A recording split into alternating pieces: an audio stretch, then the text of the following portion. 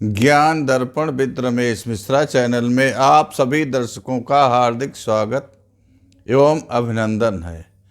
आज कुंडली विश्लेषण के विषय में हम आपको कुछ विशेष जानकारी देने वाले हैं।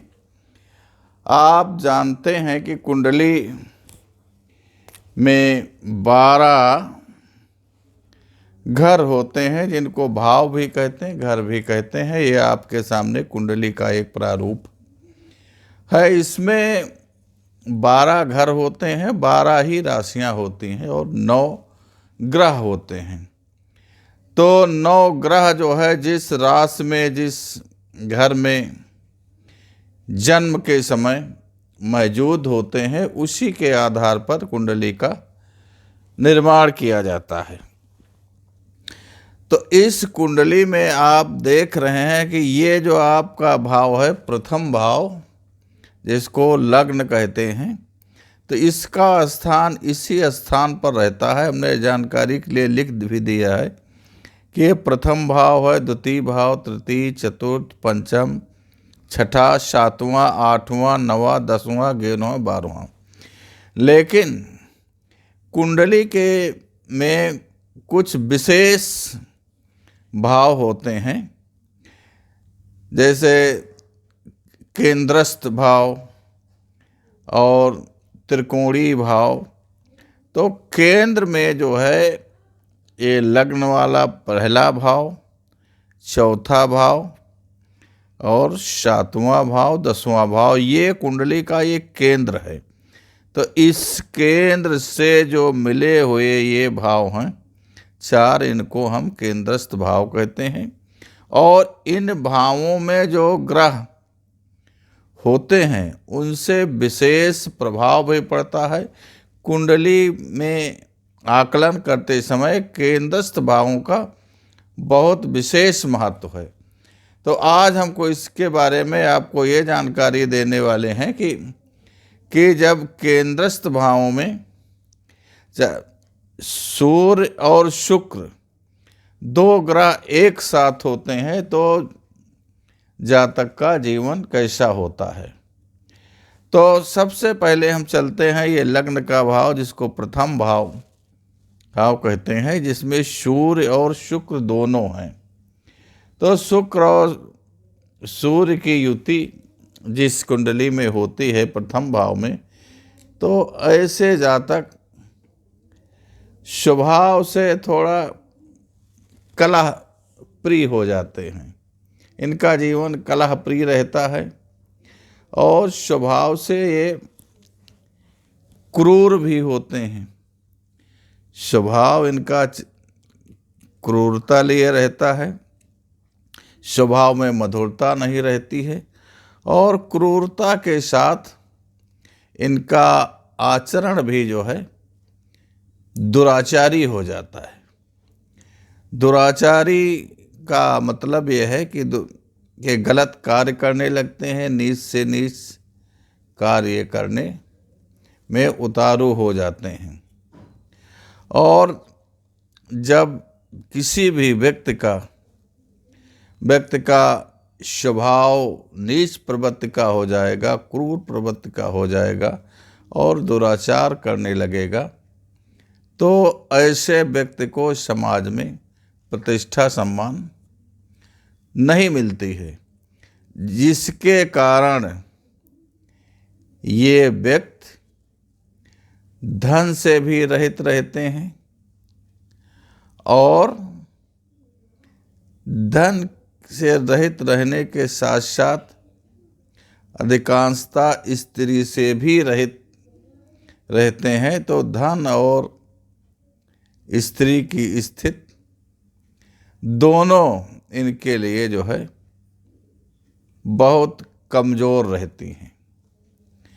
अब चलते हैं हम केंद्र का जो चतुर्थ भाव है, कुंडली का चतुर्थ भाव है, इसमें सूर्य और शुक्र की युति होती है। तो जातक का जीवन कैसा रहता है।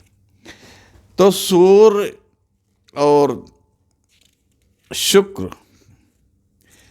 जब चतुर्थ भाव में एक साथ होते हैं तो ये भी जातक को बहुत अच्छा फल देने वाले नहीं होते।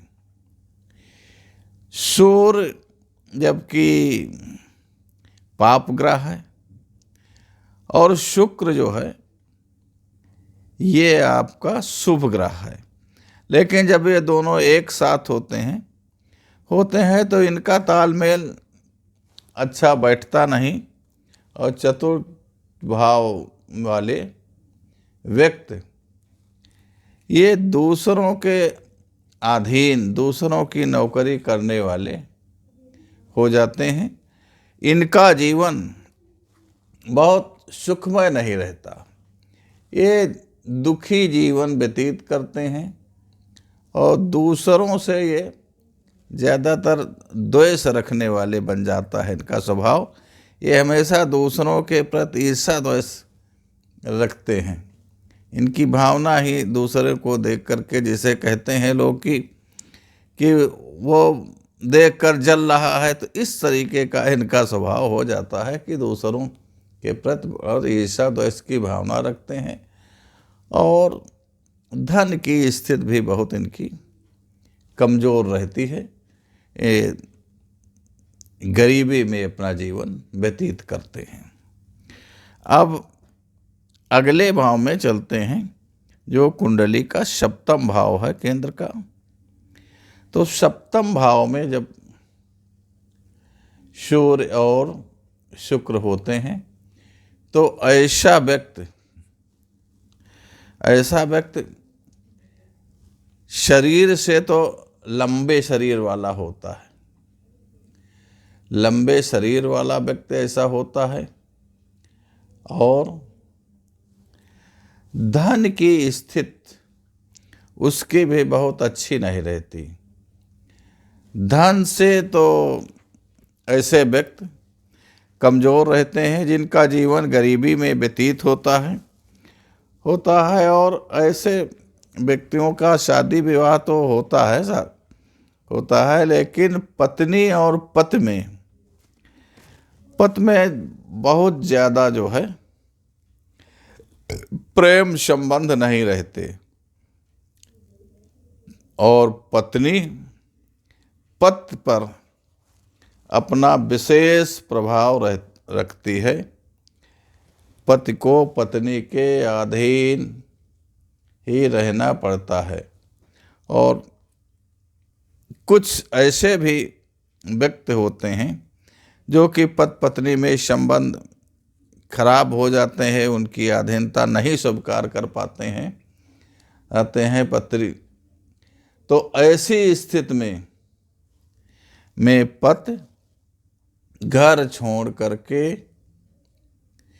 साधु वेश धारण कर लेते हैं और कहीं पर्वतों पे जाके तपस्या करते हैं, कहीं अपना आश्रम बनाते हैं और कहीं किसी साधु संत की संगत में अपना जीवन व्यतीत करते हैं और पत्नी से संबंध को छोड़ देते हैं। ऐसा स्थिति जो है सूर्य शुक्र जब सातवें भाव में होते हैं एक साथ तो उन व्यक्तियों की होती है। अब चलते हैं हम 10वें भाव में। 10वां भाव कर्म का भाव है और इसमें सूर्य और शुक्र जब एक साथ होते हैं तो सूर्य तेजस्वी होता है और शुक्र जो है ये विद्वान होता है, शुभ ग्रह है। शुक्र जातक को विद्वान बनाता है। तो ऐसे भाव में जातक सामाजिक कार्यों का बहुत ज्ञाता होता है। जिनका सूर्य और शुक्र 10वें भाव में होता है ऐसे व्यक्ति सामाजिक कार्य के बहुत ज्ञाता होते हैं और इस स्थिति में ये सरकारी नौकरियों में बहुत अच्छे पदों तक पहुंच जाते हैं, राजनीति में भाग लेते हैं तो ये राज्य में मंत्री तक पद ग्रहण करते हैं और ऐसे लोगों को शास्त्र कला बहुत अच्छी आती है, शास्त्र कला में बहुत ही निपुण होते हैं। और धन, वाहन, स्त्री और सभी सुखों से ये व्यक्ति परिपूर्ण रहते हैं। तो आपने देखा जिनका सूर्य और शुक्र 10वें भाव में है, ऐसे व्यक्ति बहुत भाग्यशाली माने जाते हैं और इनका जीवन सभी प्रकार के सुखों से परिपूर्ण रहता है। तो आपको हमने केंद्रस्थ भावों के बारे में जानकारी दी कि सूर्य और शुक्र केंद्र के भावों में कैसा फल देते हैं। और आपको यदि हमारा वीडियो पसंद आया तो वीडियो को सब्सक्राइब कीजिए, लाइक कीजिए, अपने इष्ट मित्रों के साथ शेयर कीजिए। आप आसानी से भी अपनी कुंडली का विश्लेषण कर सकते हैं। धन्यवाद।